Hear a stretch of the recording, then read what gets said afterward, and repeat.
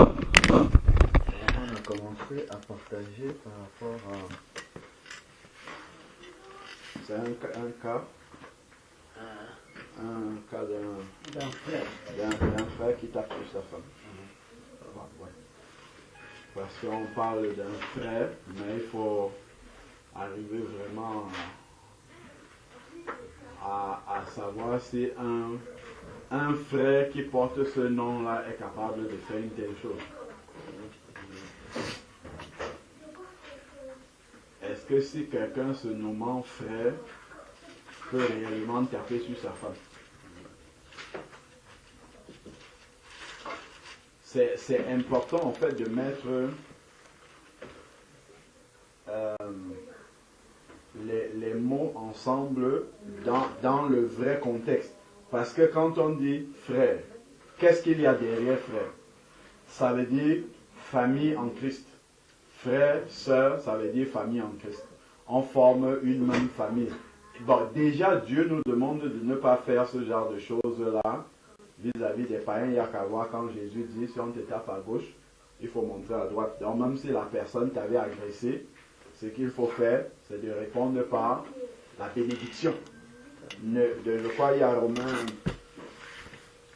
Frère, note les versets, hein, parce que je crois que ça va t'aider. Ça va vraiment t'aider, parce que en fait, c'est avec la parole que tu vas l'amener à comprendre qu'il n'est pas converti.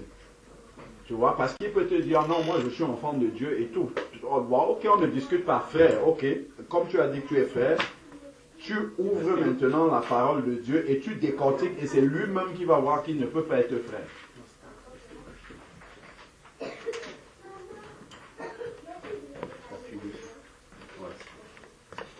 Tu vois, lui-même il verra qu'il ne peut pas être frère en ayant un tel comportement.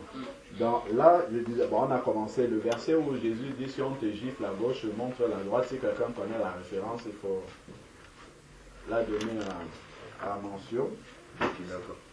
Donc normalement, c'est déjà comme ça qu'un enfant de Dieu réagit s'il est agressé. Déjà pour commencer. Il ne va pas réagir par la colère, par la violence. Ça, c'est la première chose. Normalement, un enfant de Dieu, quand il devient enfant de Dieu, déjà la nouvelle naissance même. La nouvelle naissance, c'est quoi concrètement? Là, on parle souvent, très souvent du processus de la nouvelle naissance, où on parle de la repentance, on parle de la conversion, ce qu'on a dit tout à l'heure. Mais la nouvelle naissance concrètement, c'est quelque chose de bien précis. Hein. Frère, tu peux donner, je vois qu'il y a des autres qui notent aussi. Là où chapitre 5. Voilà, Matthieu chapitre 5. Verset 38. Verset 38. Tu peux lire, frère, s'il te plaît. Si tu peux lire. Vous avez appris qu'il a été dit, œil pour œil et dent pour dent.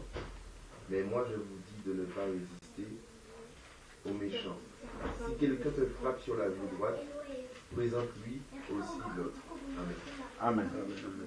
Donc, ce qui veut dire que si déjà un passant que tu ne connais pas t'agresse en tant qu'enfant de Dieu, au fur et à mesure que nous grandissons avec le Seigneur, nous devons arriver à la maturité de ne même pas lui répondre. Il nous agresse, on lui dit que Dieu te bénisse et on passe. Ça, c'est ce que Dieu attend de nous. Normalement, l'aspiration qu'il y a dans le cœur d'un enfant de Dieu, ça doit être d'arriver à ce stade-là. C'est-à-dire qu'on t'agresse, on te fait du mal, que Dieu te bénisse. Œil pour œil, dent pour dent, avant. Et Jésus dit, mais moi je vous dis, si on te gifle à gauche, présente aussi la droite. Donc même si c'était la personne qui t'agressait, je ne sais pas si on voit le cas, si c'est quelqu'un d'autre qui t'agressait, tu n'aurais même pas le droit de te défendre. À plus forte raison si c'est toi qui vas agresser. Là c'est encore pire. Là c'est encore pire. C'est pour ça en fait, prenons Matthieu 7, où il a dit qu'on reconnaît l'arbre par les fruits. Donc il faut regarder déjà et dire, tu as dit que tu es frère. Et regarde un peu les fruits que tu produis. Est-ce que toi tu penses que ce fruit, si ça peut venir de Dieu? C'est dans Matthieu 7, verset 18. Matthieu chapitre 7. Bon, on va commencer même au verset 17.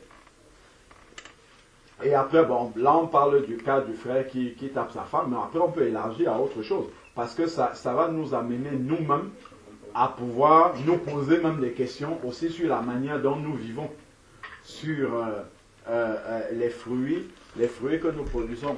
Peut-être pour qu'il y ait plus de lumière là-bas, il faut l'ouvrir. Je vois que c'est un peu sombre. C'est bon. On peut voir un peu la qualité de l'image, si c'est clair ou si c'est sombre, parce que des fois ça peut faire sombre et puis on ne voit rien. Donc, Matthieu chapitre 7, verset 17.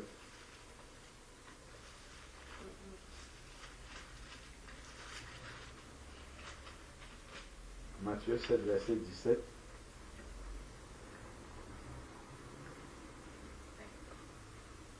Donc, il dit, attendez qu'il ait fini.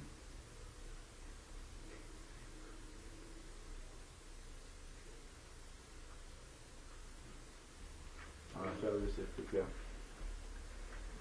Donc, Matthieu 7, verset 17 dit, déjà même verset 16, il dit, vous les reconnaîtrez, là il parle des faux prophètes, mais de manière générale, c'est comme ça qu'on reconnaît en fait un enfant de Dieu. C'est écrit ici, vous les reconnaîtrez à leurs fruits. Cueille-t-on des raisins sur des épines ou des figues sur des chardons? Non.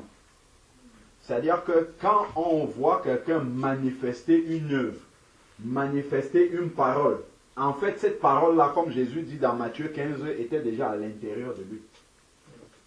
C'est un péché qui était, gardons un doigt dessus, on va revenir. Allons dans Matthieu 15, on revient dans Matthieu 7 après. C'est un péché qui était déjà à l'intérieur de la personne et qui va s'exprimer, s'extérioriser simplement par la parole à un moment donné. Dans Matthieu 15,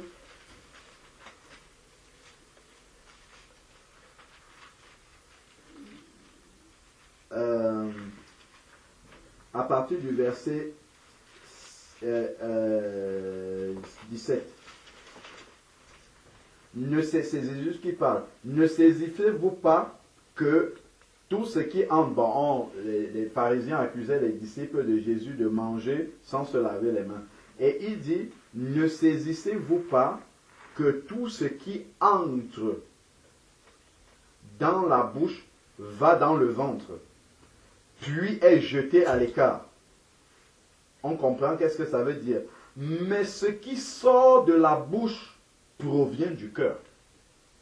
Et dans le cœur, en fait, où il y a Dieu, et ce qui va sortir de la bouche viendra de Dieu, où il y a les ténèbres, donc où il y a la lumière dans le cœur, c'est-à-dire Dieu, et ce qui sortira de la bouche sera lumière, ou alors il y a des ténèbres dans le cœur, et ce qui sortira de la bouche sera totalement ténèbres, mais généralement en nous, il y a malheureusement, Jacques nous dit qu'il ne devrait pas en être ainsi, un peu de ténèbres, un peu de lumière. C'est pour ça que notre langage est souvent mélangé. Parfois, c'est de l'eau de source qui sort, parfois, c'est de l'eau amère qui sort. Il ne devrait pas en être ainsi. Mais continuons. Ce à quoi nous voulons arriver, c'est ce qui rend l'homme impur, ce qui sort de la bouche. Donc là, on est juste dans les paroles encore. Il n'y a même pas encore l'acte de taper quelqu'un. Il n'y a même pas encore l'acte. Là, on est encore juste dans les paroles déjà. Dieu a déjà jugé ces paroles-là. Dans Matthieu 5, c'est ce qu'il dit. Que si tu dis seulement à ton frère, tu dis, on ne parle pas de taper son... Attends, excusez-moi, on va mélanger maintenant les versets parce que ça vient dans tous les sens maintenant.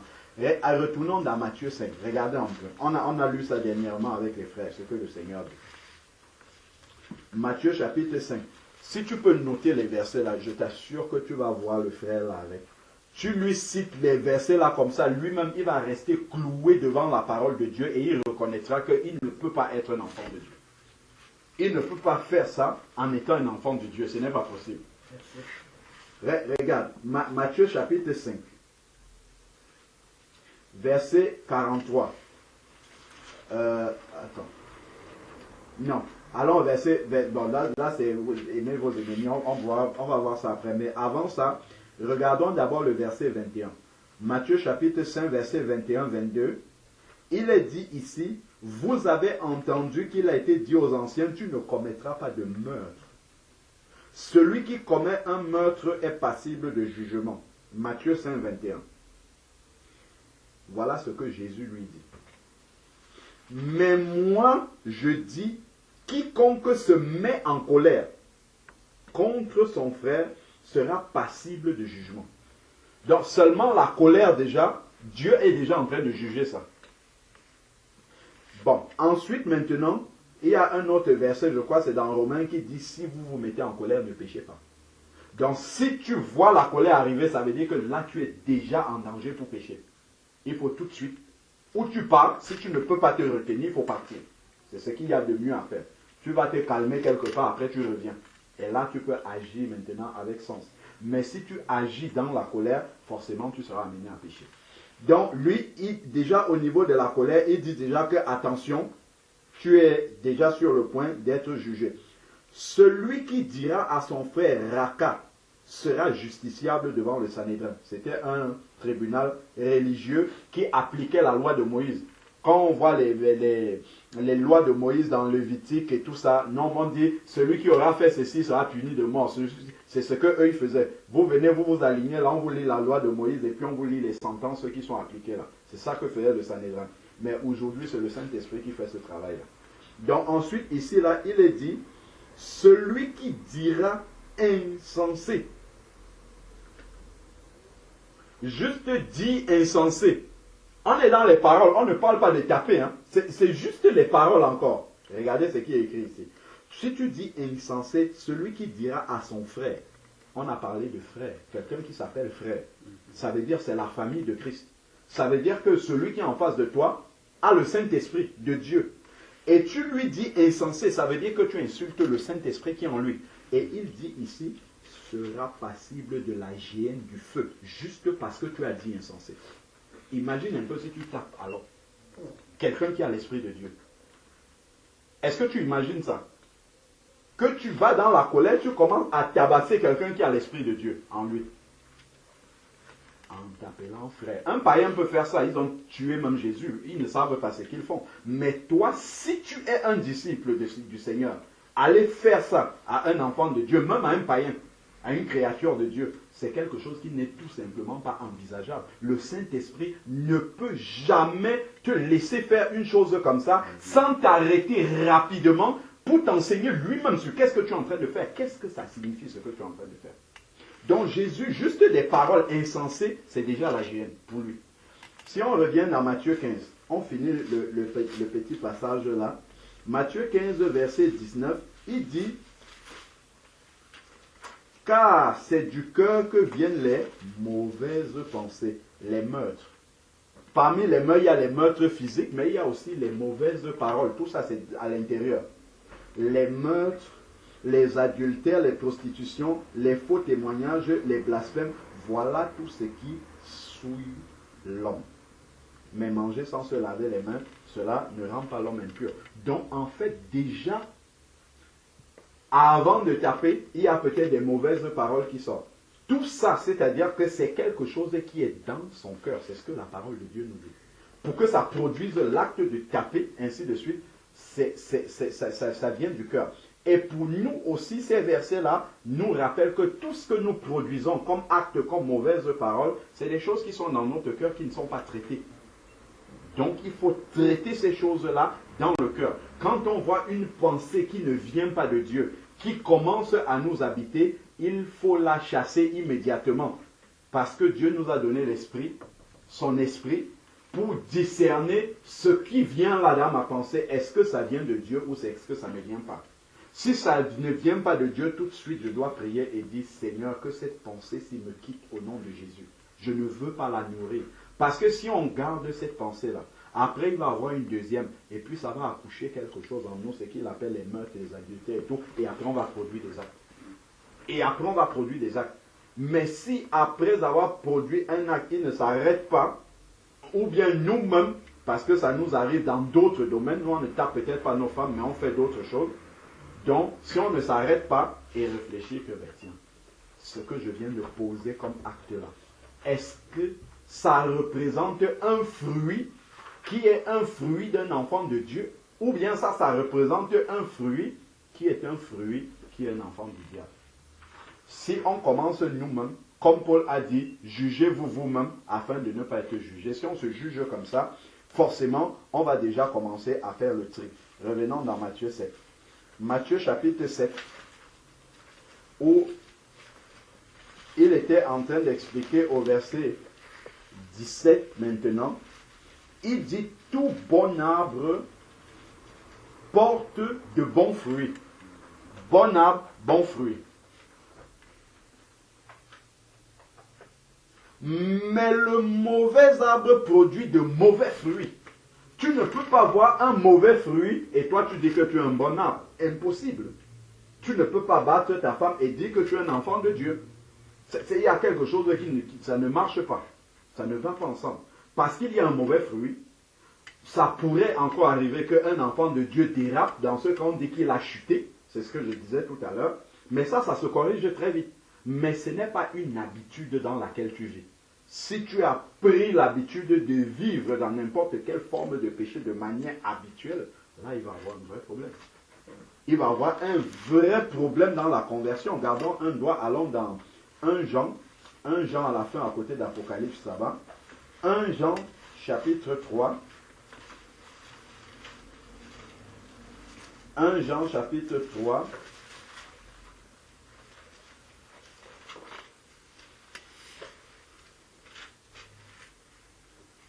Verset 6. 1 Jean, chapitre 3, verset 6.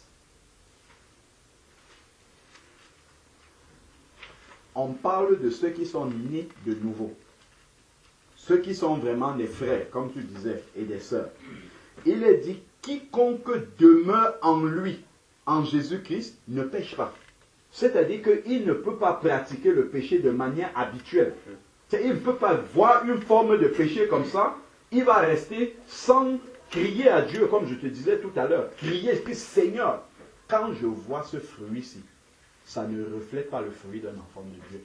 Il faut que tu m'en délivres.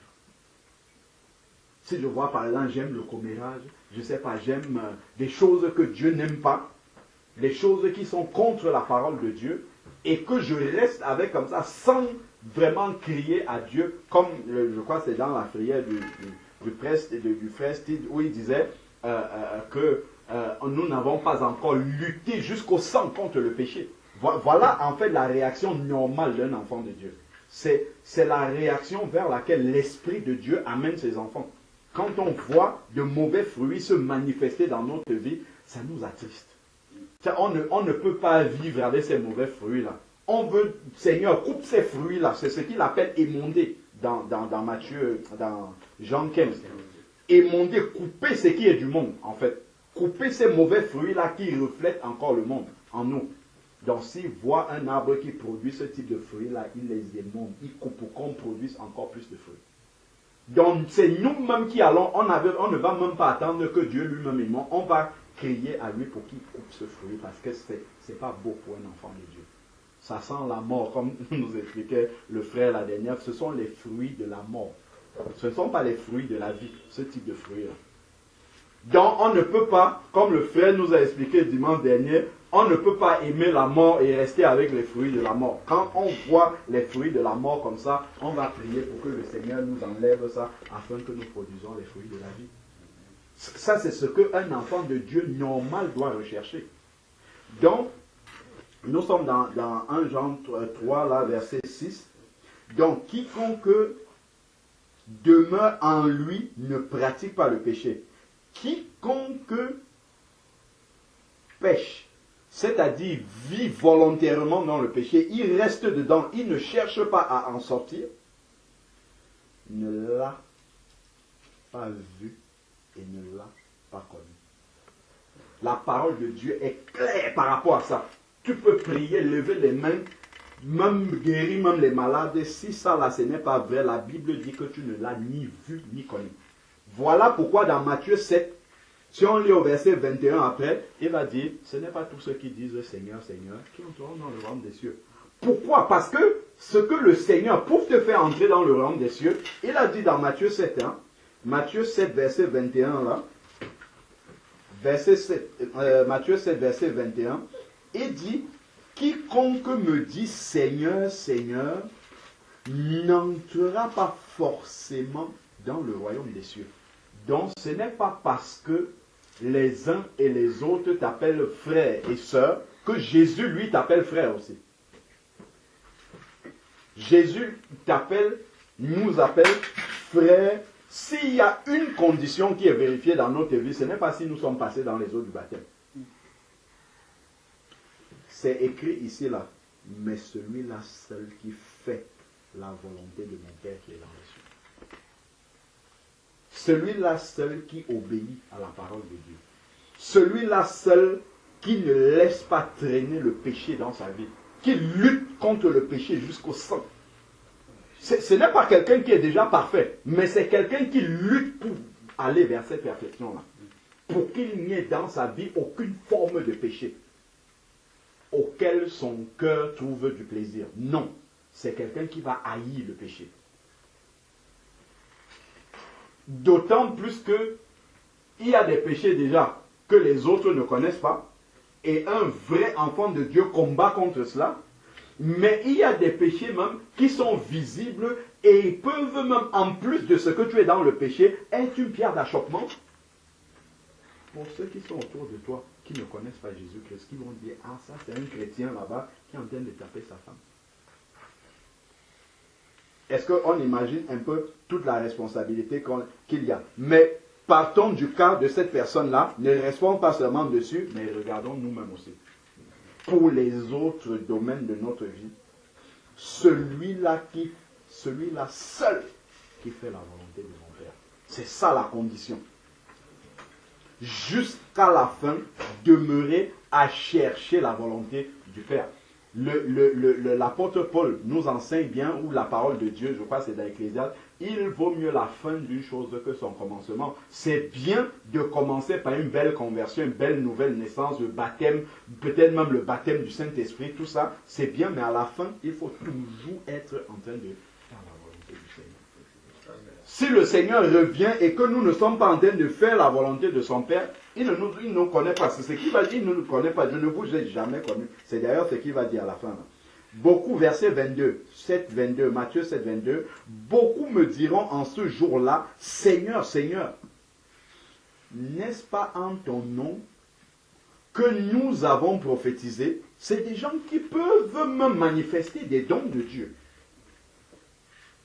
Ils ont peut-être connu le Seigneur à un moment, ils ont peut-être eu l'Esprit de Dieu, Dieu leur a peut-être donné des dons, qu'ils ont même continué à manifester tout en étant dans le péché. Dieu ne se répand pas de ses dons, il les a laissés avec ses dons, et malheureusement, à la fin, il y aura de grosses surprises. En ton nom, nous avons chassé les démons. En ton nom, nous avons fait beaucoup de miracles. On peut même faire des miracles sans entrer au ciel. À plus forte raison, celui qui vit complètement dans la chair. Alors je leur déclarerai, c'est le Seigneur qui dit, je ne vous ai jamais... C'est ce qui est écrit là dans 1 Jean 3, verset 6. Hein. Quiconque pratique, quiconque pêche ne l'a pas vu et ne l'a pas connu. C'est très clair. C'est ça qui montre qu'il est un enfant de Dieu et qu'il l'est pas. On va voir dans la suite. Donc, je reviens dans Matthieu 7 ici. Il dit, je ne vous ai jamais connu. Retirez-vous de moi, vous qui commettez l'iniquité. Retirez-vous de moi, vous qui commettez l'iniquité, c'est-à-dire que vous ne m'appartenez pas. Si nous prenons Luc 6, verset 46, c'est encore écrit ici. Luc 6, 46. Où Jésus a posé une question où il était très étonné de la réaction des gens. Parce que justement, ce côté religieux-là aussi vient encore pour nous endormir. En sorte que il y a un vocabulaire qui est au milieu des enfants de Dieu, mais qui ne reflète pas la réalité de Dieu. Parce que la réalité de Dieu, ce sont les versets que nous sommes en train de voir. Ce n'est pas quiconque qui dit Seigneur, Seigneur qui entrera dans le royaume des... Parce que pour nous, quand quelqu'un dit je suis frère, je suis sœur, ainsi de suite, on dit voilà un enfant de Dieu, si la trompette sonne, il va partir. Mais Jésus, c'est autre chose. C'est celui qui fait la volonté de son Père. Si Dieu a dit ne fais pas ça, il ne fait pas. Il cherche à ne pas faire. S'il voit qu'il est tombé dedans, il dit Seigneur, délivre-moi de là. Parce que je sais qu'un enfant de Dieu normal ne peut pas pratiquer ce que je suis en train de pratiquer là. Donc ensuite, ici là, Matthieu 6, verset 46 dit pourquoi m'appelez-vous Seigneur, Seigneur? Si on appelle Jésus Seigneur, ça suppose une chose. Le Seigneur, quand à l'époque même où ce mot-là était utilisé dans les... C'était souvent utilisé, peut-être pas à cette époque, c'est bien après. À l'époque où il y avait l'esclavage existait. Il y avait des gens qui étaient propriétaires d'un domaine avec des champs de canne à sucre, tout ça, on les appelait des seigneurs des domaines. Et les esclaves qui étaient là-bas les appelaient leurs seigneurs. Pourquoi? Parce qu'ils les obéissaient à la lettre. Si le seigneur du domaine dit que vous devez commencer le travail à 6 heures, finir à 23 heures, il n'y a pas à discuter. À 6 heures, tu dois être dans les plantations. C'était comme ça. Et donc ici, le Seigneur dit donc, pourquoi m'appelez-vous Seigneur, Seigneur, et ne faites-vous pas ce que je dis? Si on appelle Jésus Seigneur, ça veut dire que nous faisons ce qu'il dit. C'est ça que ça veut dire. Sinon, on n'a pas le droit de l'appeler comme ça. Mais si on continue à l'appeler comme ça, Matthieu 7, verset 21, c'est ce qui va se passer après. Parce qu'on aura appelé et on n'aura pas fait la volonté du Père. Et il y aura un moment où Jésus va dire, en effet, tu m'appelais Seigneur, mais comme tu ne faisais pas ce que je dis, je ne te connais pas. Donc, les hommes peuvent te reconnaître comme frère et soeur, mais Jésus, il ne te connaît pas. Parce que tu ne fais pas la volonté du Père. Continuons dans 1 Jean, chapitre 3, où il dit, ici, au verset 8, il dit, quiconque, celui qui commet le péché. On ne dit pas les péchés, hein, c'est le. Celui qui commet le péché est du diable. C'est-à-dire que celui qui pratique le péché, c'est-à-dire qu'il est dans un péché volontaire, ça dépend de lui, il peut crier à Dieu pour s'en séparer, mais il ne le fait pas parce que son cœur ne veut pas s'en séparer, il dit qu'il est du diable. C'est ce qui est écrit ici. Celui qui commet le péché, qui pratique de manière volontaire le péché, est du diable. Pourquoi? Parce que le diable pêche depuis le commencement. Donc le péché, comme je disais, une fois nous connecte au diable. Met un lien entre le diable et nous. Voilà pourquoi souvent on dit, ah mais telle personne, il est chrétien, comment peut-il être possédé? C'est parce qu'il n'est pas chrétien, tout simplement. Parce qu'il y a un lien entre le diable et lui, et c'est par ce lien-là que le diable essaye de le posséder. Donc ici, il dit il est du diable. Car, pourquoi on dit qu'il est du diable? Parce que le diable pêche dès le commencement, donc il est le père du péché. Donc en péchant volontairement, ce fruit du péché dans ta vie témoigne, atteste que tu appartiens au père du péché, qui est le diable. Et à l'inverse maintenant, verset 9, quiconque est né de Dieu ne pratique pas le péché. Donc il va s'éloigner du péché à cause de l'Esprit de Dieu qui est en lui. Parce que le Saint-Esprit, quand Dieu t'amène à la conversion, il va te sceller du Saint-Esprit.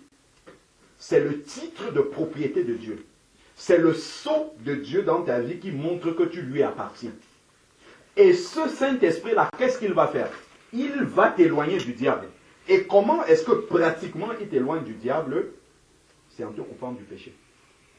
Le Saint-Esprit, Jean 16, verset 8, a été donné pour convaincre le monde de quoi? De péché. C'est écrit ici que quiconque est né de Dieu ne pratique pas le péché. Pourquoi? Parce que la semence de Dieu en lui. La semence de Dieu, c'est la parole de Dieu, et cette parole-là est gardée par l'Esprit de Dieu. En somme, c'est parce que le Saint-Esprit est là qu'il ne peut pas pécher. C'est ce qui est écrit là. Il ne peut pas pratiquer le péché, donc il ne peut pas rester comme ça. Oh, moi je tape ma femme, tout va bien. ou bien je ne sais pas, je fais autre chose, tout va bien. Non, l'Esprit de Dieu ne peut pas le laisser dans cet état-là. Ça, c'est la réaction normale d'un enfant de Dieu. L'Esprit de Dieu va te dire non. Il faut que tu fléchisses les genoux, que tu cherches le secours auprès du Seigneur, cherche le secours auprès de son Église s'il faut pour sortir de là, parce que c'est un mauvais témoignage. Ensuite, ici, il est dit, c'est par là. Nous, on reconnaît un enfant de Dieu parce qu'il dit, je suis de Dieu. Ou bien qu'il chante des cantiques, ou bien qu'il loue le Seigneur. Mais ici, c'est écrit, c'est par là. Par le fait qu'on ne pratique pas le péché, c'est par là que se manifestent les enfants de Dieu et les enfants du diable. C'est comme ça qu'on reconnaît. C'est la crainte que quelqu'un a du péché. C'est la haine qu'il a devant le péché. C'est-à-dire que quelqu'un peut tomber dans une forme de péché. C'est possible que ça arrive. Mais c'est l'attitude qu'il aura par rapport à cette forme de péché dans laquelle il est tombé qui prouvera s'il est un enfant de Dieu ou pas. Donc s'il voit le péché, il est tombé dans cette forme de péché, il sait bien que c'est du péché, et qu'il reste là, il ne fait rien, ça ne lui dit rien, il ne voit pas le danger, il y a un problème. Ça veut dire que, en fait, ce que ça veut dire que l'Esprit de Dieu n'est pas là. C'est ce qui est écrit dans ce verset-là. Parce que si l'Esprit de Dieu était là, l'Esprit de Dieu devait lui rappeler sans cesse que non, ça là tu vis dans le péché. Ça, c'est pas normal que tu restes dans cette forme de péché. Et une fois que tu as compris ça, tu vas chercher à en sortir. C'est écrit dans Romains 12, je l'avais cité tout à l'heure. Romains chapitre 12. Romains chapitre 12. Verset 17. Donc ici, on va mélanger maintenant les deux. La sœur qui est battue avec le mari qui bat. On peut mélanger les deux. On peut prendre le verset 14 par exemple, Romains chapitre 12, verset 14, qui va dire, bénissez ceux qui vous persécutent, bénissez, ne maudissez pas. Donc, le Seigneur le présente ici sous la forme d'un commandement. Et quand Dieu donne un commandement, ça veut dire qu'il nous a donné la capacité d'obéir à ce commandement-là. Il ne peut pas nous dire de faire quelque chose sans au préalable nous avoir donné la capacité d'obéir. Maintenant, il faut que notre cœur ait envie d'obéir pour que le Saint-Esprit manifeste cette capacité qu'il nous a déjà donnée. Donc, si tu veux aimer tes ennemis, Dieu remplira ton amour pour tes ennemis. Mais si dans ton cœur, le cœur est rempli de vengeance et que tu n'as aucun désir d'aimer tes ennemis, Dieu ne va pas mettre cet amour-là dans ton cœur. Il ne va pas manifester ça. Mais s'il voit que tu luttes pour manifester de l'amour à tes ennemis parce que Dieu l'a dit, parce que tu veux obéir à Dieu, parce que tu veux faire la volonté du Père qui est dans les cieux, Dieu va te donner cette capacité-là, c'est sûr. Même si on te fait n'importe quoi de mal, Dieu va te donner la capacité de pouvoir aimer ces personnes-là, de pouvoir pardonner à ces personnes-là. Et c'est ça que Dieu... Et c'est dans cela, en fait, que Dieu veut faire la différence entre celui qui le sert et celui qui ne le sert pas. Nous, on a eu l'habitude d'entendre un évangile erroné, où quand on dit Dieu fait la différence entre celui qui le sert et celui qui ne sert pas, on voit par exemple les biens matériels. On va dire que, moi j'ai réussi à mon concours, l'autre a échoué, c'est parce que je connais Dieu et lui il ne connaît pas Dieu. C'est pas dans ça. C'est dans ces choses-ci en fait. Parce qu'un païen n'est pas capable d'aimer quelqu'un qui le déteste. C'est pas possible. C'est une capacité surnaturelle que Dieu donne. De pouvoir pardonner à quelqu'un qui t'a fait du mal. De pouvoir pardonner et prier même pour quelqu'un qui t'a vraiment persécuté. C'est quelque chose de surnaturel que Dieu donne. Et c'est dans ces choses-là qu'on voit la différence entre celui qui connaît Dieu et celui qui ne connaît pas Dieu. Parce que celui qui connaît Dieu a reçu la nature de Jésus-Christ pour pouvoir pardonner. C'est ce que j'appelais la nouvelle naissance tout à l'heure. La nouvelle naissance concrètement, sans parler du processus. La nouvelle naissance est l'acte spirituel par lequel Dieu donne sa nature à un être humain. C'est ça la nouvelle naissance. Il prend sa propre nature, la nature d'amour, la nature de pardon de Dieu, la nature, tout ce qu'il y a dans la nature de Dieu, là, même les miracles, tout ce qui est en Dieu. Il prend ça et il donne ça à un être humain. C'est ça la nouvelle naissance. Quand l'être humain reçoit la nature de Dieu en lui, en fait, ça produit la nouvelle naissance. Il devient quelqu'un d'autre. Parce que sa nature ancienne va passer et la nature nouvelle va s'installer. Maintenant, il faut qu'il accepte de revêtir. C'est là où on entre dans Éphésiens, car revêtez-vous de l'homme nouveau que vous avez reçu. Maintenant, quelqu'un peut refuser de revêtir cette nature nouvelle-là et demeurer dans la vieille nature, continuer à marcher comme s'il était encore un païen. Et là, le Saint-Esprit ne peut pas nous laisser faire ça. Donc, bénissez, Romains 12, verset 14, bénissez ceux qui vous persécutent, bénissez et ne maudissez pas. Ensuite, maintenant, verset 17, ne rendez à personne le mal pour le mal. Donc, même si, comme je disais tout à l'heure, c'est quelqu'un d'autre qui nous avait attaqué le premier, qui nous avait fait du mal en premier, on doit faire quoi? On doit bénir et non maudire. Ne pas rendre le mal pour le mal. Rechercher ce qui est bien devant tous les hommes. Est-ce que si tu tapes ta femme, par exemple, c'est quelque chose qui est bien même devant les païens? Même devant les païens, ce n'est pas. Je ne parle même pas de l'église alors. Si on met quelqu'un devant ce verset-là, on dit, toi-même, regarde tes fruits, regarde la parole.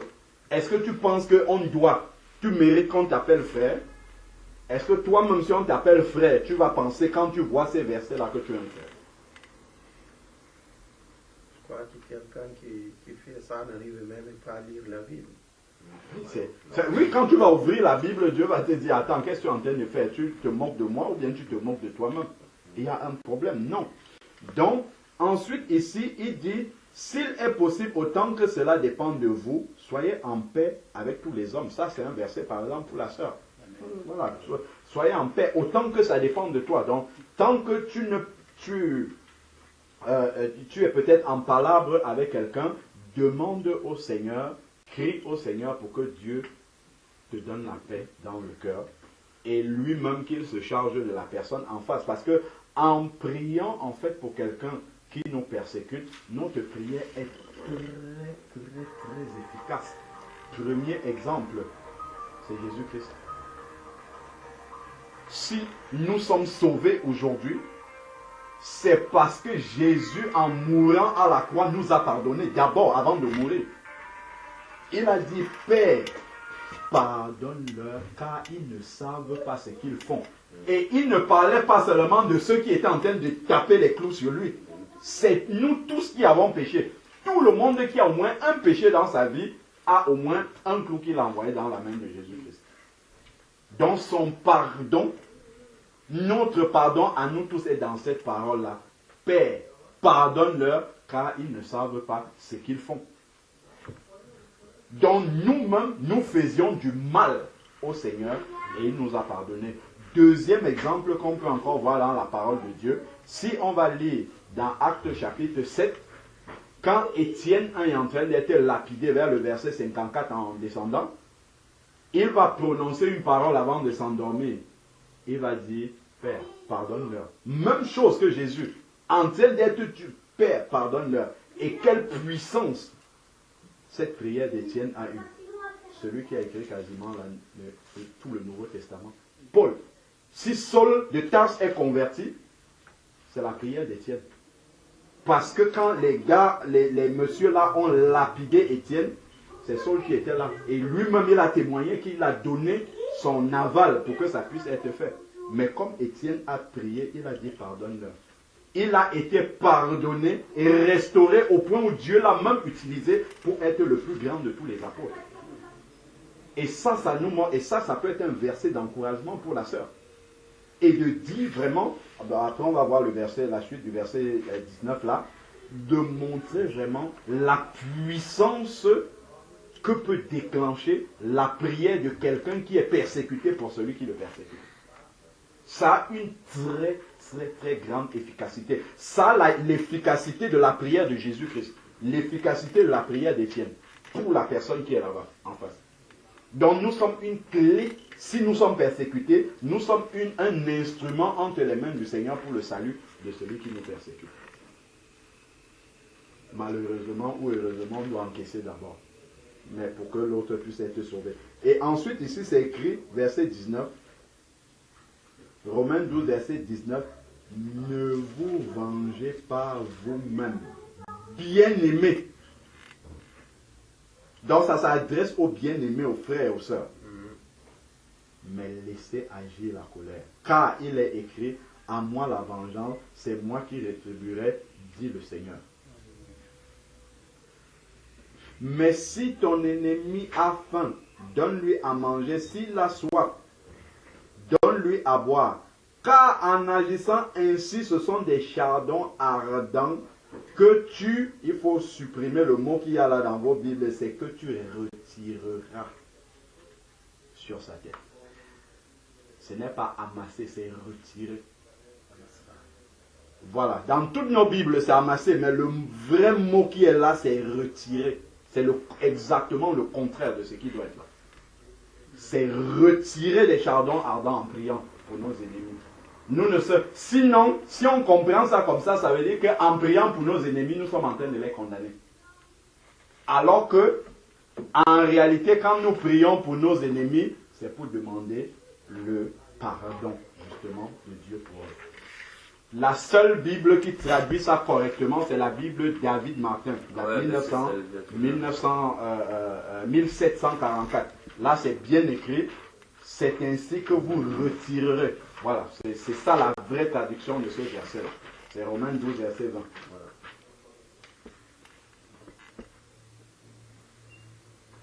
Vous pouvez lire dans cette version-là. Ah ouais, tu lui retireras des charbons. Ah ouais. Voilà. C'est ça la vraie traduction. Oui, ah ouais, c'est quand même c'est l'autre concept. Parce que, en fait, avec cette traduction-ci, ça va flatter ta chair d'être motivé à prier pour tes ennemis parce que tu espères que Dieu va bien les punir. Quoi. En réalité, c'est ça. Ta motivation est malsaine, en fait. Parce que tu espères que plus je prie pour eux, plus Dieu va les punir. Alors que non, la réalité, c'est que plus tu pries pour eux, plus justement Dieu doit les délivrer. Il doit les sortir de là. Et c'est ça qui fait la différence entre celui qui connaît Dieu et celui qui ne connaît pas Dieu. Parce que de tout son cœur, il veut vraiment que son ennemi change. Il veut vraiment que celui qui est dans le péché contre lui, qui le persécute, puisse changer. C'est vraiment important. Donc, c'est ainsi que ce sont des chardons ardents que vous retirerez sur sa tête. C'est ça, vraiment. Donc, ne sois pas vaincu par le mal, mais vainqueur du mal.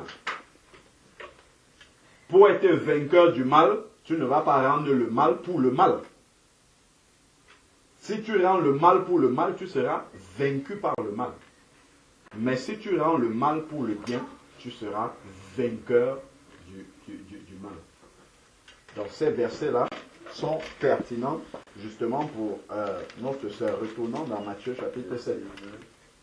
C'est important, hein, le verset de Romains 12, verset 20 là, c'est important d'enlever le mot amasser et mettre retirer à la place. C'est pas que tu amasses du charbon ardent sur la tête de celui qui te persécute. Brûlant, c'est ça. Chardon, tu vois un peu le charbon dans une cheminée quand ça brûle là. Regarde un peu comment ça chauffe, c'est le jugement en fait. C'est l'image de la géhenne. Donc quand tu pries pour ton ennemi, tu ne l'envoies pas dans la géhenne, tu le retires de la géhenne. Tu vois, c'est ça en fait. Parce que le but de ta prière, c'est de le sortir du feu, des chardons ardents, de le sortir du feu, plutôt que de l'enfoncer encore davantage dans le feu. Amassera, alors ça veut dire enfoncer? Amasser, ça veut dire ajouter sur la tête. C'est ça, ça veut dire amasser. C'est-à-dire faire des tas sur la tête de quelqu'un. Ah ouais, c'est ça, amasser en fait. Dire du tout. C'est une mauvaise tradition. Parce que moi, ce verset-là, en fait, comme moi je ne comprends pas bien le français, donc pour moi, c'est retirer, amasser. Ah ben gloire à Dieu. En fait, c'est l'Esprit de Dieu qui t'a enseigné ce verset-là. Voilà. Parce que beaucoup de personnes utilisent ce verset-là pour nourrir de la haine. En réalité, c'est de la haine, mais c'est une haine déguisée. Parce qu'on dit je prie pour mes ennemis, mais en réalité la motivation est mauvaise. Parce qu'on espère qu'en priant pour eux, Dieu va se venger pour nous, en fait. C'est-à-dire que, comme il a dit avant, là, moi, la vengeance, la rétribution, on espère qu'en priant pour eux comme ça, Dieu va les punir davantage. Alors que le but, justement, c'est de prier pour que Dieu ne les punisse pas, que Dieu les sauve, au contraire. Donc, revenons dans Matthieu chapitre 7, on finit là sur le fruit. Matthieu chapitre 7, c'est le verset qu'on était en train de lire, verset 18.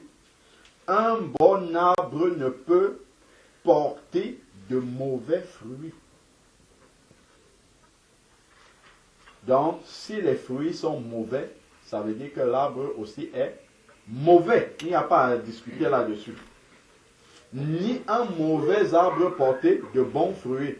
Tout arbre, regarde maintenant, là, un verset qui est aussi clair que ce qu'on a dit jusqu'à présent, c'est que quand je regarde mes fruits, si je suis un enfant de Dieu et que j'analyse mes fruits, je vois que les fruits que ma vie produit, c'est-à-dire la manière dont je vis, il n'y a pas une manière qui glorifie Dieu. Normalement, l'Esprit de Dieu doit m'amener à fuir cette manière de vivre-là, à renoncer à cette façon de faire, pour vivre selon Dieu, me séparer du péché, couper les ponts avec le péché complètement. Si je ne fais pas cette analyse-là, regardez ce qui est écrit là. Tout arbre qui ne porte pas de bons fruits sera coupé et jeté au feu. Ça, c'est l'enfer dont il parle ici. Coupé et jeté au feu, c'est l'enfer. C'est nous qui sommes censés être les arbres. Le fruit, c'est la vie que nous menons. C'est si est-ce que notre vie est changée à l'image de Dieu. Le fruit de l'esprit. Si notre vie ne produit pas ce fruit-là, c'est l'enfer. C'est ce qui est écrit ici. J'aurais beau dire Seigneur, Seigneur, c'est écrit ici, là, coupé et jeté au feu. Un païen ne produit pas de fruits de toute manière. Ses fruits, c'est le fruit de la mort. Là, on parle vraiment aux enfants de Dieu ici. Donc, je crois que c'est dans Romains chapitre 6 ou 7 ou 8, où il dit le fruit, l'affection de la chair, c'est la mort. Le fruit de la chair, voilà. Si on reste dans les fruits de la chair, c'est la mort après. Coupé et jeté au feu. Là, il n'a pas laissé d'ambiguïté. C'est donc à leurs fruits que vous les reconnaîtrez. Donc, si je vois des fruits qui sont mauvais, je ne peux pas rester comme ça. Si je suis vraiment un enfant de Dieu, je ne peux pas rester comme ça devant mes fruits qui sont mauvais et attendre d'être coupé et jeté au feu. Non, l'Esprit de Dieu va m'arrêter avant pour dire, attention, si tu restes comme ça, c'est l'enfer qui t'attend après. Tu auras beau dire, je suis frère, on me connaît à l'assemblée, tout ça. Dieu, il n'est pas influencé par ça. Quand tu arrives, il regarde quel type de fruits tu as, c'est tout. Si tu as les bons fruits qui correspondent à la parole de Dieu, là, tu entreras dans le royaume du Seigneur. Sinon, non. L'autre passage que je te citais, c'était dans Actes chapitre 26. Acte 26, versets 19 à 20.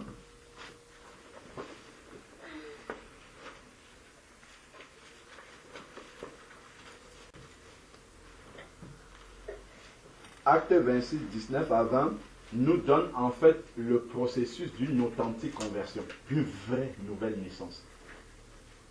Comment est-ce qu'on devient véritablement un enfant de Dieu avec les preuves que nous sommes enfants de Dieu. Ça, on a déjà vu au travers des versets de 1 Jean chapitre 3, versets 9 à 10. Ici, là, on nous donne un autre verset encore qui dit le déroulement maintenant de la nouvelle naissance. Il dit, acte 26, verset 19, « En conséquence, roi Agrippa, je n'ai pas désobéi à la vision céleste, mais à ceux de Damas d'abord, puis Jérusalem et dans tout le pays de Judée, puis aux païens. » Pour dire que partout dans le monde entier où l'évangile a été prêché, c'est le même standard, c'est le même cheminement. Il n'y a pas un autre fondement que celui-là. Et il va dire, qu'est-ce qu'il a fait? J'ai annoncé à repentance. C'est par là que ça commence. Une vraie repentance selon Proverbe 28, verset 13. Celui qui cache ses transgressions ne prospère pas. Mais celui qui les confesse et qui les délaisse. Si on confesse, on ne délaisse pas, Donc, même s'il dit aujourd'hui, je ne taperai plus ma femme et qu'il ne laisse pas ça, ce n'est pas la vraie repentance. Il doit crier à Dieu pour arrêter, comme nous tous, dans n'importe quelle forme de transgression dans laquelle nous sommes tombés. Et le Saint-Esprit nous a dit, attention, là c'est mauvais. Là c'est un mauvais fruit. Quand nous demandons pardon à Dieu, nous devons prendre l'engagement et crier à Dieu pour ne plus faire cela. C'est ça la vraie repentance. Abandonner, confesser et abandonner. Si on confesse, on n'abandonne pas la vie d'après cela comme celle d'avant, sinon pire même encore. Donc ensuite, ce n'est qu'une fois que la repentance est venue qu'on peut avoir la conversion à Dieu. Quand j'ai décidé d'abandonner ma vie d'avant, là je peux me tourner vers une vie nouvelle maintenant que Dieu va me donner. Mais si je veux entrer dans la vie nouvelle avec le résidu de l'ancienne vie, ben là j'aurai une vie mélangée. Ça ne sera pas une vie qui est avec Dieu. Pas du tout. Si notre cœur est partagé, Dieu veut un cœur, soit entier, soit rien du tout. C'est pour ça qu'il dit dans l'Apocalypse, puisses-tu être ou froid ou bouillant. Soit tu es perdu totalement, soit tu es bouillant, un vrai enfant de Dieu avec les deux pieds dedans. Mais si tu es un pied dedans, un pied dehors, non, pas du tout, il va te vomir. Très mal. C'est pas ça que le Seigneur veut. Donc ensuite, voilà maintenant ce qui prouve qu'on est un enfant de Dieu, c'est la suite. On est repenti, on est converti à Dieu, et ça entraîne. Si la repentance est vraie et que la conversion est vraie, il y a une conséquence visible. Il y a un résultat visible. Quelqu'un ne va pas rester dans la chair toute la vie, dire que je suis toujours un bébé en Christ. Pas du tout, c'est pas vrai. Ce que ça veut dire que ou la repentance n'est pas bonne, ou la conversion n'est pas bonne. Soit il n'est pas vraiment repenti, c'est-à-dire que il a confessé les péchés, mais il n'a pas abandonné. Soit la conversion à Dieu n'est pas bonne, c'est-à-dire qu'il ne s'est pas décidé à suivre Dieu. Maintenant qu'il a dit, ma vie passée, elle était mauvaise, je l'abandonne, il ne s'est pas décidé maintenant à aller vers Jésus-Christ, c'est-à-dire faire ce que le Seigneur lui demande de faire. Il n'a pas pris la décision de changer. Et voilà donc cette conséquence. Avec la pratique, moi j'ai traduit le mot avec là pour mieux comprendre. Dans ma Bible, j'ai écrit en dessous suivi. Ayant pour conséquence la pratique des œuvres dignes de la repentance. Voilà la vérité du chrétien. Quand on le voit vivre, il n'y a même pas besoin qu'il dise je connais Jésus et tout. Si quelqu'un nous observe vivre comme ça du matin jusqu'au soir, il va dire celui-ci est différent. Forcément, quand il va nous voir agir, on n'a rien dit. Et si on met une caméra à quelqu'un, on nous filme toute la journée. Si quelqu'un qui est païen voit ce film-là, il doit dire celui-ci, il n'est pas comme tout ce que je vois. Forcément, à un moment de la journée, sans qu'on ait ouvert la bouche, il va nous voir faire quelque chose et qui va l'étonner. Qui sera quelque chose que tout le monde ne fait pas. Mais si nous vivons comme tout le monde, ça veut dire que nous sommes comme tout le monde. Nos fruits sont exactement les fruits de tout le monde. Nous devons avoir des fruits qui sont différents. Donc, voilà quelques versets. Bon, pour revenir pour le cas spécifique de cette personne-là, on peut rajouter les versets qui parlent du mariage. Prenons par exemple 1 Pierre chapitre 3, mais plus sur la partie du mari. 1 Pierre chapitre 3, c'est ce qu'on a donné là tout à l'heure. 1 Pierre chapitre 3, verset 7. 1 Pierre 3, verset 7.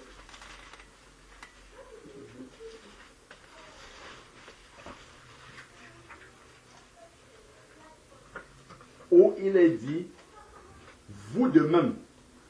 On a dit, celui qui dit Seigneur, Seigneur, n'entrera pas forcément dans le royaume des cieux, mais celui-là seul qui fait la volonté de mon Père. Voici une des volontés du Père. Vous de même mari, donc si je suis un mari, je dois chercher à faire la volonté de mon Père qui est écrit ici. Vivez chacun avec votre femme. Déjà, ça veut dire que je dois en avoir une et être fidèle. C'est-à-dire ce qui est écrit là, c'est votre femme, pas vos femmes. Donc, avec votre femme, en reconnaissant que les femmes sont des êtres plus faibles, donc plus délicates, plus sensibles. Donc, déjà de ce fait-là seulement, je dois traiter la femme avec une, comment dire, une certaine sagesse de Dieu. Je ne parle pas de la frapper, c'est-à-dire frapper, là on est tellement loin. Donc même déjà agir simplement par manque de sagesse, il y a déjà un problème. Je ne parle même pas de frapper, d'arriver jusqu'à frapper. Là, on est tellement loin de la volonté de Dieu que ça serait vraiment étonnant que le Saint-Esprit laisse dormir un enfant de Dieu qui fait ces choses-là de manière répétée. Même qu'il l'a fait une seule fois. Ça va tellement te déranger. Même si Dieu te pardonne, tu auras tellement du mal même à accepter le pardon de Dieu parce que tu sais que c'est allé trop loin. Trop loin. Pourquoi? Parce que la femme représente l'église de Jésus-Christ. Et toi, le mari, tu représentes Jésus-Christ. Est-ce que tu imagines Jésus, comme je disais, prendre la ceinture ou bien la main en train de taper sur son église comme ça, pour laquelle il a tellement aimé jusqu'à verser son sang et mourir? Est-ce qu'on peut imaginer ça? Donc la personne ne peut pas être un enfant de Dieu, c'est pas possible. C'est pas possible qu'un vrai enfant de Dieu, un enfant de Dieu même tout court, parce qu'il n'y a pas de vrai et de faux enfants de Dieu, soit on est un enfant de Dieu et on vérifie tout ça, soit on ne l'est pas, tout simplement. Nous, on flatte même les gens en disant vrai enfant de Dieu, pas vrai enfant de Dieu. Non, soit tu es un enfant de Dieu et tu vérifies la parole, soit tu ne l'es pas. Donc le Saint-Esprit ne peut pas laisser. Il dit, honorez-les comme co-héritières. Est-ce que tu vois quelqu'un avec qui tu vas hériter du ciel, tu prends ta chicotte pour la fouetter, alors que vous allez vivre l'éternité au ciel ensemble? Honorez-les comme co-héritières de la grâce, de la vie, afin que rien ne fasse obstacle. Donc, en tapant sur ça, s'il est un enfant de Dieu, ça suppose qu'il prie. Minimum, un enfant de Dieu doit prier. Donc, s'il prie, regardez, c'est écrit, afin que rien ne fasse obstacle, c'est-à-dire que lui-même, il fait les obstacles à ses propres prières. Donc, en faisant ce qu'il fait, ses prières ne peuvent même pas être exaucées. C'est ce qui est écrit ici. Ça ne dépasse pas le plafond, comme le frère dit. Il va prier, ça va rester là, tout de suite. Parce que ce que le Saint-Esprit va lui demander de faire, repens-toi d'abord et abandonne ça. C'est d'abord ça que Dieu veut traiter. Avant de venir demander quoi que ce soit à Dieu, règle d'abord ça.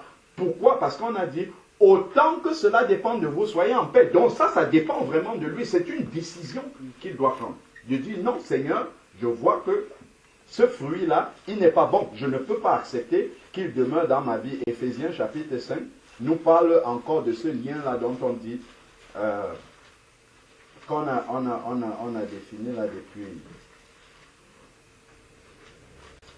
Éphésiens chapitre 5, à partir du verset 25.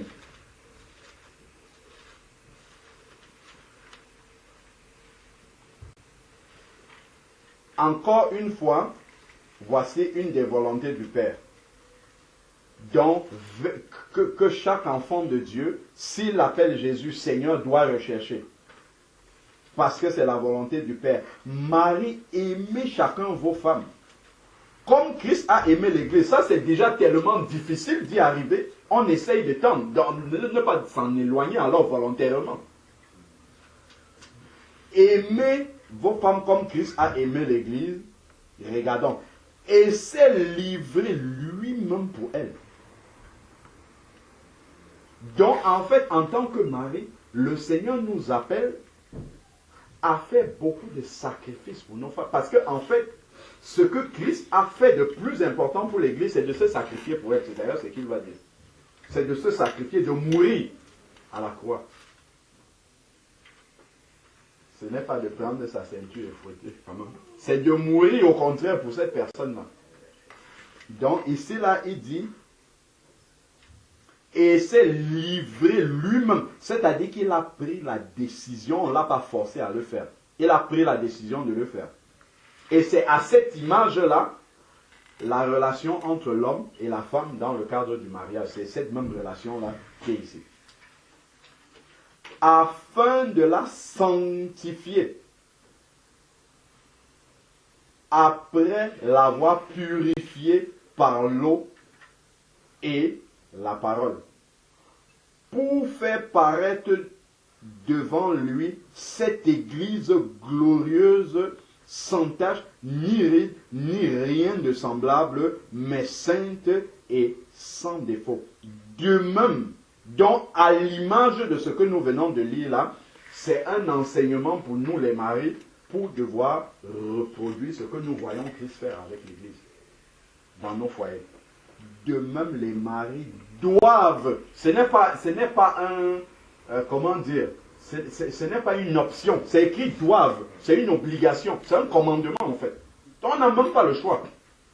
C'est comme, ou bien on n'est pas marié, tout simplement, ou Dieu ne nous reconnaît pas comme étant des maris, soit on fait ça, soit il ne nous connaît pas. Il dit doivent aimer, c'est eux obligés, doivent aimer leur femme comme leur propre corps. Bon, si tu lis ce verset-là, et qu'il dit encore qu'il est frère, tu lui dis toi-même, comme tu t'aimes là, est-ce que tu prends ton bras pour te chicoter comme ça tous les jours, ta ceinture pour te fouetter le corps là? Si tu fais ça tous les jours, fais-le à ta femme. Là, Dieu ne sera pas d'accord, mais au moins c'est cohérent avec ce que nous lisons là. Mais si tu ne fouettes pas ton propre corps, arrête de taper sur cette femme. Il faut arrêter ça tout de suite. Aimer comme son propre corps. Celui qui aime sa femme s'aime en réalité lui-même, puisqu'en fait vous êtes une même personne. Jamais, s'il n'avait pas bien compris, jamais personne en effet n'a haï sa propre chair. Parce que si tu fouettes comme ceux qui vont, je ne sais pas, se flageller là, s'auto-flageller pour la pénitence chez les catholiques là et tout ça, ils n'aiment pas leur propre corps, leur propre chair. Donc est-ce que quelqu'un a jamais haï sa propre chair? Si tu lui montres ces versets là, est-ce que ta propre chair là, tu es capable de la traiter comme tu traites l'autre qui est à côté de toi? Est-ce que quelqu'un a jamais, dont le Saint-Esprit connaît ces versets-là, il ne lui dit pas s'il est un vrai enfant de Dieu, que regarde ce que tu fais là. Est-ce que tu te fais ça à toi-même? Est-ce que quelqu'un, jamais personne, en effet, n'a haï sa propre chair, mais il la nourrit, en prend soin, comme Christ le fait pour son Église, parce que nous sommes membres de son corps. Ce n'est simplement pas envisageable, même dans nos rêves, de pouvoir arriver à une telle vie.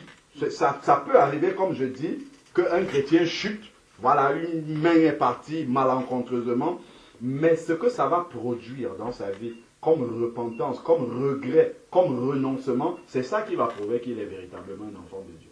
Mais il ne pourra pas rester comme ça. Amen.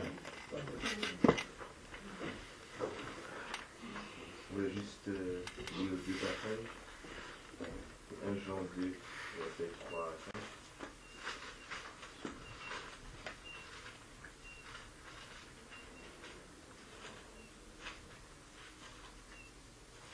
À 6. 1 Jean 2, 3 à 6. 1 Jean chapitre 2, verset 3 à 6.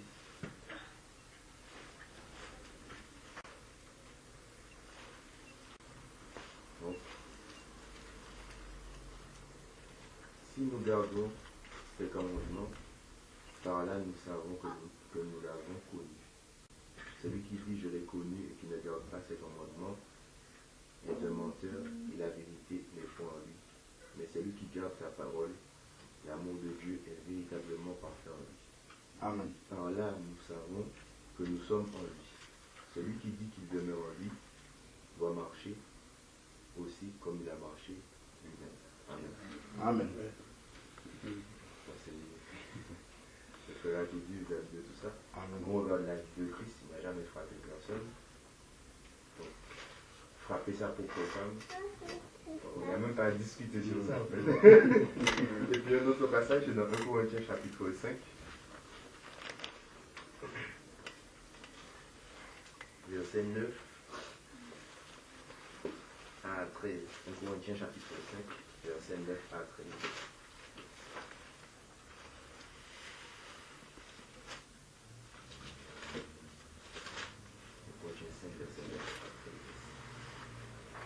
Donc, je vous ai écrit dans ma lettre de ne pas avoir des relations avec des impudiques. non pas d'une manière absolue avec les impudiques de ce monde, ou avec les cupides et les ravisseurs, ou avec les idolâtres. Autrement, il vous faudrait sortir du monde. Maintenant, ce que je vous écris, c'est de ne pas avoir des relations avec qui, se nommant frère, est impudique, ou cupide, ou idolâtre, ou outrageux, ou ivrogne, ou ravisseur. De ne même pas manger avec un tel homme. Qu'ai-je en effet à juger ceux du dehors? N'est-ce pas ceux du dedans que vous avez à juger? Pour ceux du dehors, Dieu les juge. Ôtez le méchant du milieu de vous. Amen. Amen. Pour une fois, c'est clair.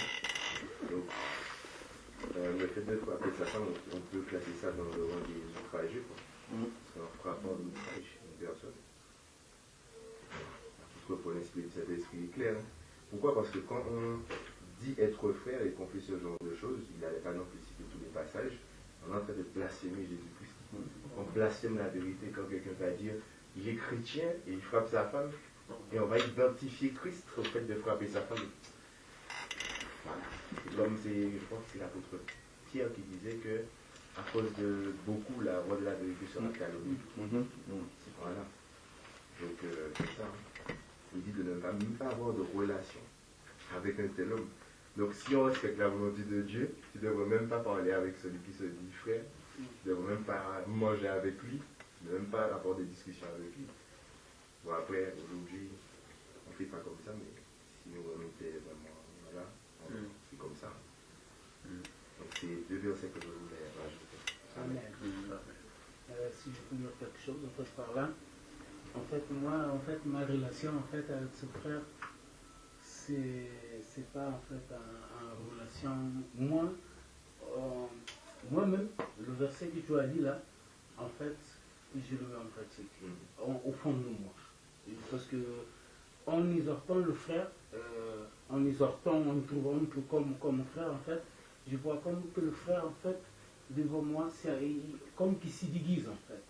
Par rapport à la parole de Dieu, quand on parle de la parole de Dieu, le frère, en fait, il comprend, voilà, il est d'accord en tout. Après, sa réaction, en fait, c'est le fruit, en fait. Mais, en fait, notre relation, en fait, c'est par rapport à la sœur, en fait. À la sœur que nous communique. Voilà, et moi, en fait, ma relation, c'est toujours, en fait, essayer comment aller. Parce que, entre nous, en fait, entre moi et lui, on n'a pas parlé de ça, parce que c'est pas cher. Mais moi, en tant que frère, je vois, en fait, le fruit, en fait, qu'il produisait par rapport à ce qu'on entend, la femme même dit. J'ai essayé d'aller dans le sens des exhortations et tout. Et c'était bien, en fait. Il écoute, voilà, il est d'accord et tout. Mais après, on entend des choses qu'on voit par rapport à tout ce qui a été dit là. On voit qu'il y a des graves problèmes. Des graves problèmes. Moi, ça fait longtemps qu'on a parlé avec sa femme même. J'ai dit non, mais vraiment, ce que le frère manifeste, en fait, ça ne vient pas de Dieu. C'est pas, à mon point de vue, c'est pas quelqu'un qui est né de Dieu. Je disais ça en fait clairement à sa femme, on a partagé ça, et elle-même était d'accord. Mais on est toujours là, quoi, comme puisqu'elle est ma soeur. Ah oui, non, oui, en fait, nous on est là. Mais moi, en tant que frère, si ce frère-là est en communion comme ça avec moi, c'était en fait quelque chose à régler qu'il faut régler. Mais comme on n'a pas, je cherche une occasion que ça tourne en fait.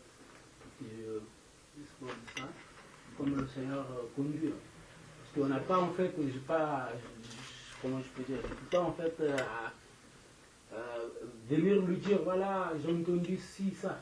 Oui, non, il faut, tout à fait. Je fais confiance à Dieu qu'un jour, et on ne partage pas presque pas ensemble. Mais bon, on ne partage presque pas ensemble. Parce que moi, j'ai même proposé en fait à ce frère-là, pour que s'il peut prendre un jour en fait, parce que je peux dire que voilà, moi en fait ça me fait mal d'entendre ça, même de parler de ça.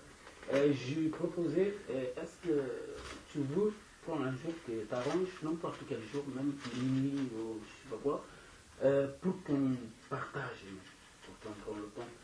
Et il a pas fait ça.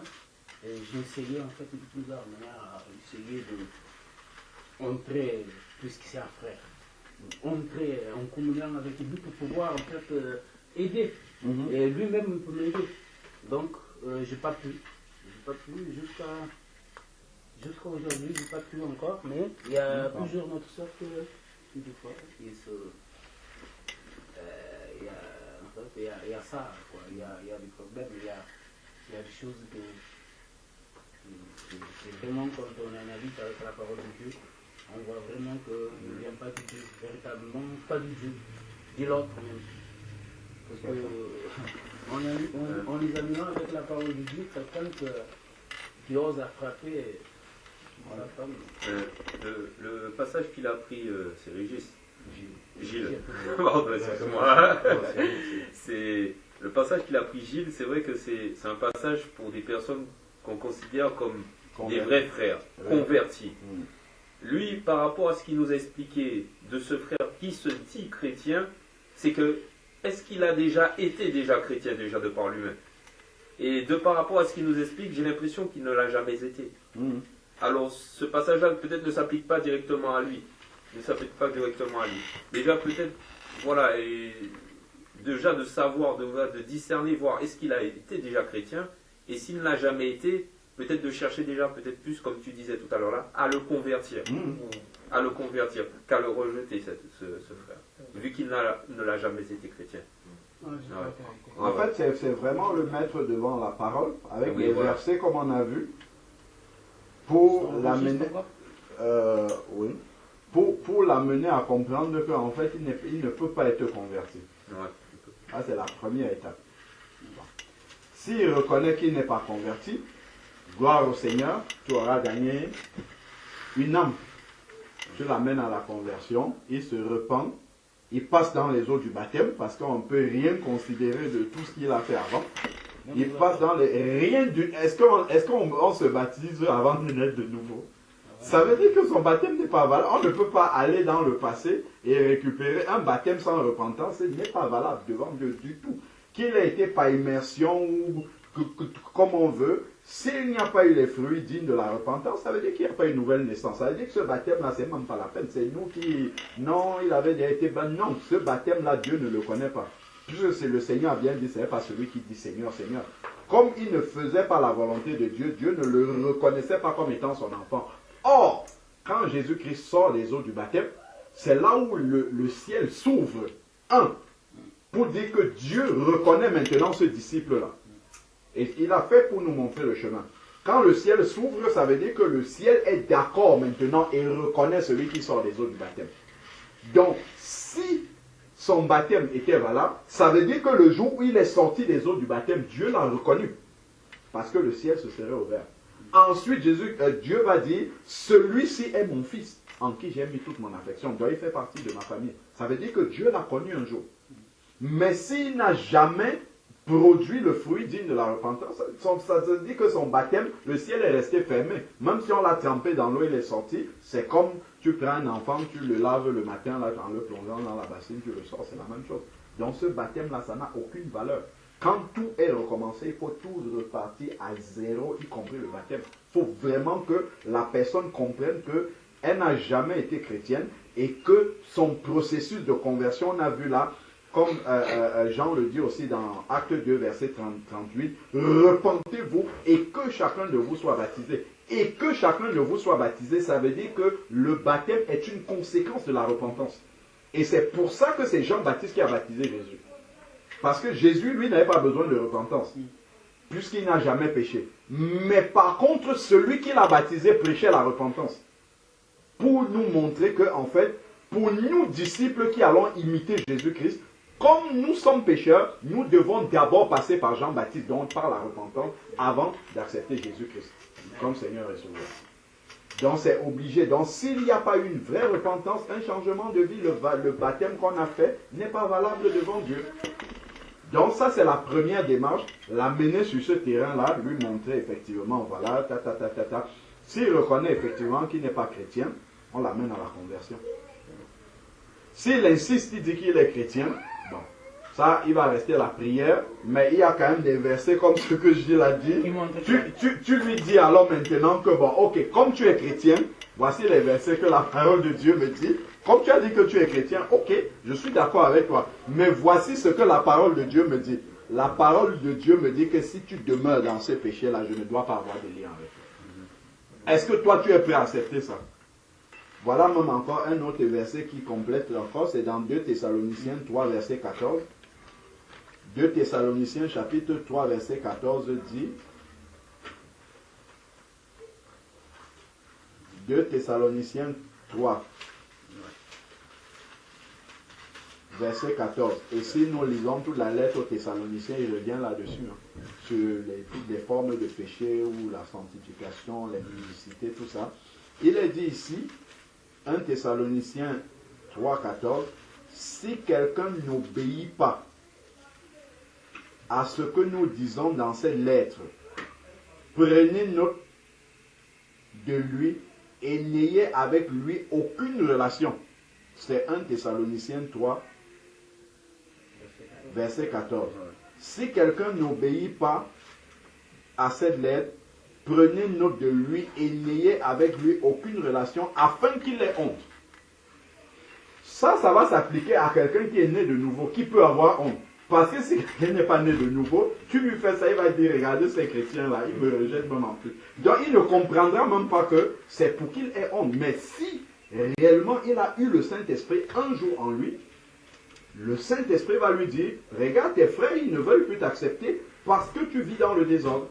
Là, ça va lui parler, mais effectivement, s'il n'a jamais été chrétien, tu lui appliques ça. Il va comprendre. Il va se dire, oh, on m'a rejeté. Ben, ils se disent, chrétien, ils me rejettent.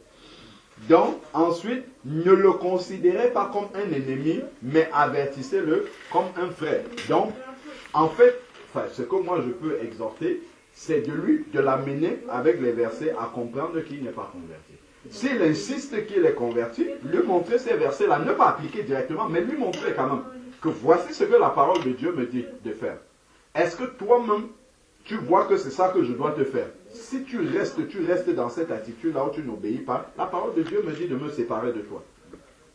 Hein? Moi, je ne veux pas qu'on en arrive là, il faut que tu règles ça. Tu vois d'abord comment il va réagir. Et après, le Saint-Esprit te donnera la sagesse de savoir comment avancer avec lui. Mais c'est vrai que il faut prier que le Seigneur vraiment donne une occasion de pouvoir partager avec lui, vraiment, déjà en ouvrant les versets, tu verras s'il a la crainte de la parole. Parce que déjà, quand on lit seulement les versets qu'on a vus là, si quelqu'un a la crainte de la parole, lui-même, il va commencer à trembler en lisant ces versets, en disant que oui, ben, je croyais que j'étais chrétien, mais quand je lis moi-même ces versets-là, je regarde ma vie, oui, ça montre qu'il n'y a pas le fruit de l'esprit dans ma vie, donc il y a quelque chose qui ne va pas.